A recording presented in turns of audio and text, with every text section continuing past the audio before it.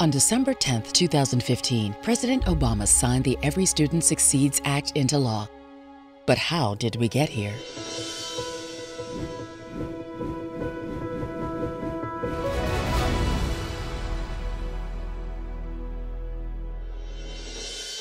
Federal education law has undergone significant changes in the last 50 years. In 1963, at the height of the Civil Rights Movement, President Johnson took up the challenge of founding a great society dedicated to the elimination of poverty and racial inequality.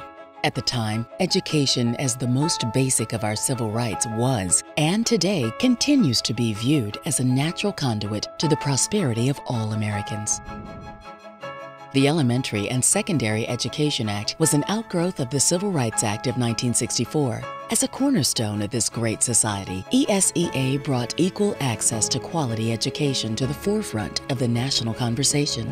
Most notable, Title I of the ESEA called into question what was the best way to get results for the nation's poor and undereducated students. But this was only the beginning. Over the next 15 years, amendments were passed that would further address the complex challenges of student-specific needs, including aid for bilingual students and those with disabilities. President Carter signed the reauthorization of ESEA in 1978, allowing schools with at least 75% of children in poverty to use Title I funding to operate school-wide programs. In 1981, when President Reagan took office, Congress passed the Education Consolidation and Improvement Act in an effort to reduce federal regulations of Title I. 7 years later, the Hawkins-Stafford Elementary and Secondary School Improvement Act shifted the focus from financial regulations to student achievement. When President Clinton took office, ESEA was reauthorized as the 1994 Improving America's Schools Act. It significantly revised the original law to assess student progress and provide accountability. No Child Left Behind was the 2001 reauthorization under President Bush, requiring increased accountability from both educators and students. However, NCLB had its shortcomings. It created a test and punish scenario that led to high-stakes testing and a culture of teaching to the test. This deprived students from gaining critical skills like problem solving. Under President Obama, the Every Student Succeeds Act was signed into law, replacing NCLB.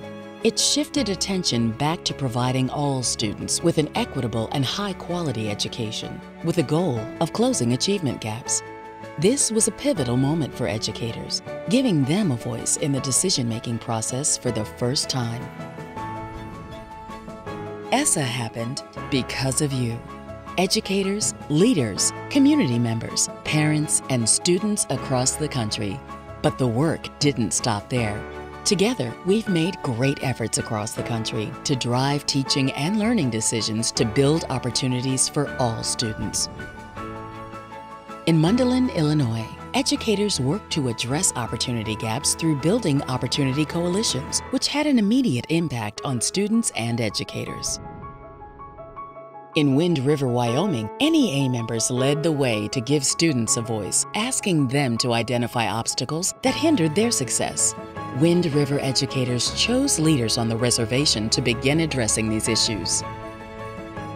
In New Jersey, NEA members created a state-level partnership to foster district and school collaboration that has touched nearly 50,000 students across 76 schools.